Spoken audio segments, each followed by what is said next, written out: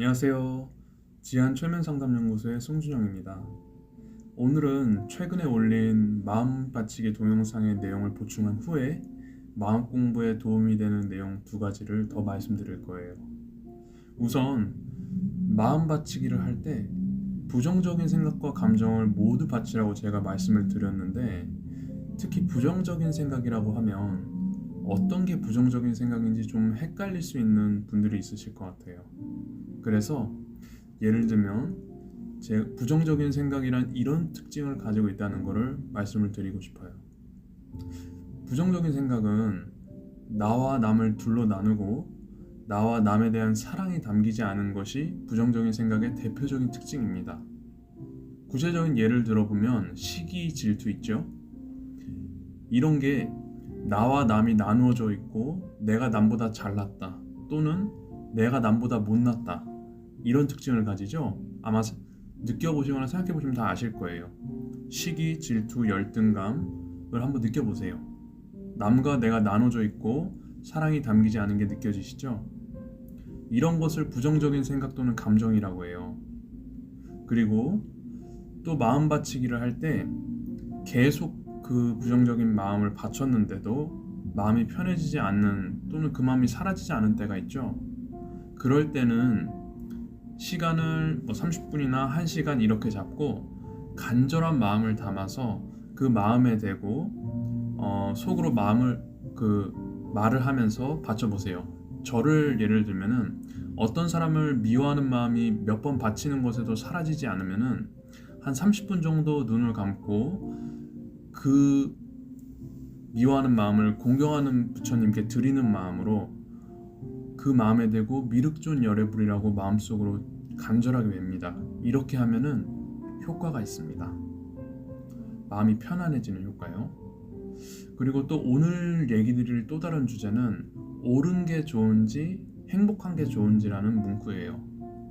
이 문구는 마음 공부를 하는 사람이 누구를 미워하거나 울분을 품을 때 그곳에서 빠져나오기 위한 리마인더로 사용될 수 있는 문구예요.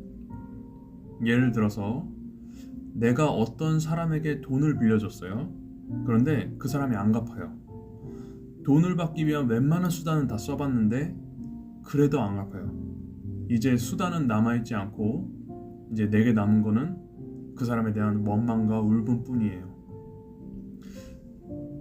제가 보기에 마음 공부하는 사람들은 자기 내면의 부정적인 요소에 대해 민감하게 깨어있고 또 그것을 극복하려는 마음이 잘 일어나는 경향이 있는 것 같아요. 그래서 이제 아까 제가 말씀드린 그 말을 떠올려요.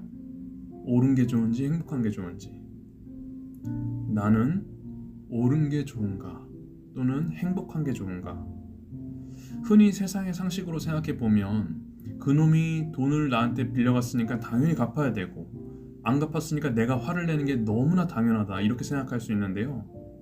그런데 나는 내가 할 수 있는 일을 다 했는데 화를 낸다면은 나만 손해겠죠? 왜냐면 부정적인 그 화내는 마음을 내 마음속에 가지고 있으면 내 마음만 타니까요.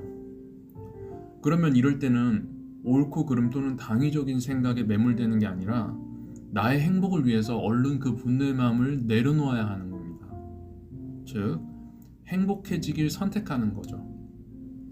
나는 옳은 게 좋은지 행복한 게 좋은지. 이 말을 조금 더 풀어보면 이런 말이에요. 흔히 세상에서 옳다고 여겨지는 것을 선택할 것인가? 아니면 나는 진정한 내 행복을 위해서 그런 선택을 할 것인가? 여러분, 당위에 빠져서 불행한 인생을 살지 마세요.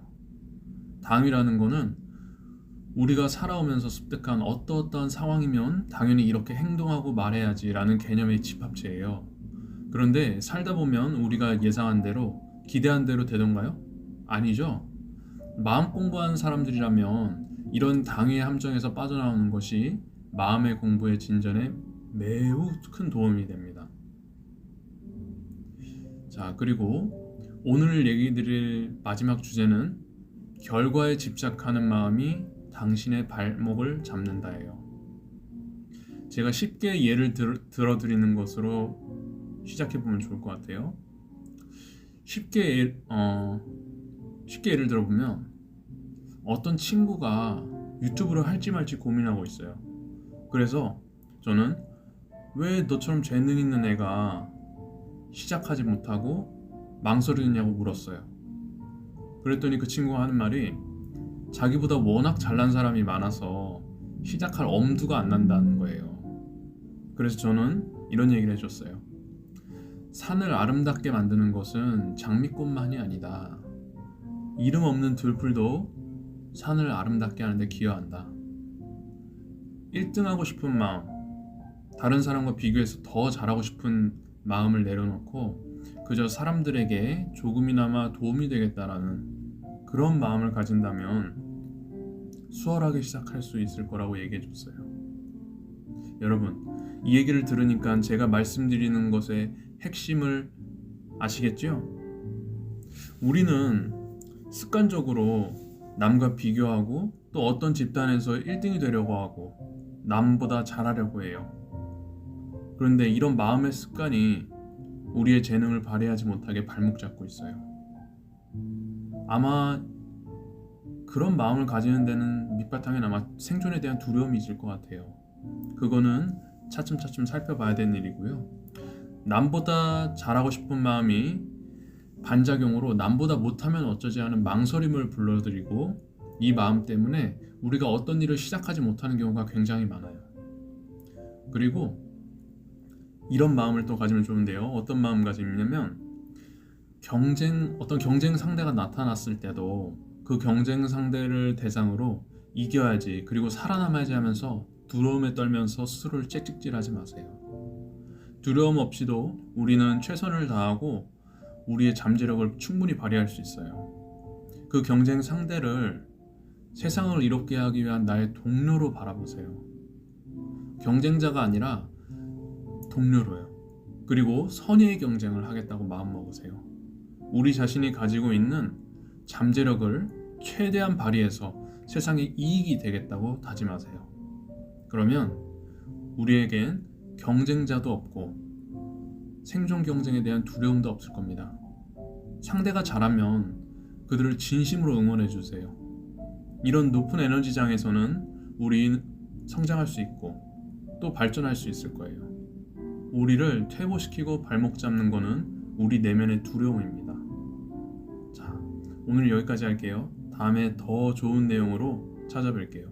오늘 영상이 좋으셨다면 좋아요만 눌러주세요. 감사합니다.